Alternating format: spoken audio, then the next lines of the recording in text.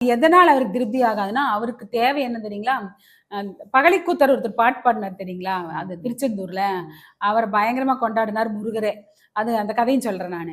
அது என்னன்னா, முருகருக்கு 2டே 2 வரி பாட்டு பாடுங்களேன். அவர் மனமுருகி நீ என்ன கேட்கறியோ அத குடுத்துருவாரு. நீ 2 வரி முருகர் முன்னாடி போய் நின்னு பாடுனீங்கன்னா, அவரு முருகரு நீ என்ன கேட்கறியோ அத நினைத்ததை குடுத்துருவாரு. இன்னொரு விஷயம் அவர் என்னன்னா, ஃபர்ஸ்ட்டு யாரெல்லாம் ஆரம்ப காலத்துல சாமி கும்பிடுறாங்களோ, சோதனை குடுப்பாரு.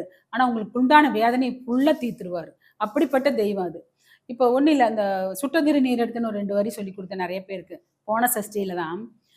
சுட்டதிரு நீர் எடுத்து தொட்டகையில் மேல் எடுத்து தோகை மயில் மீதமர்ந்த சுந்தரம்.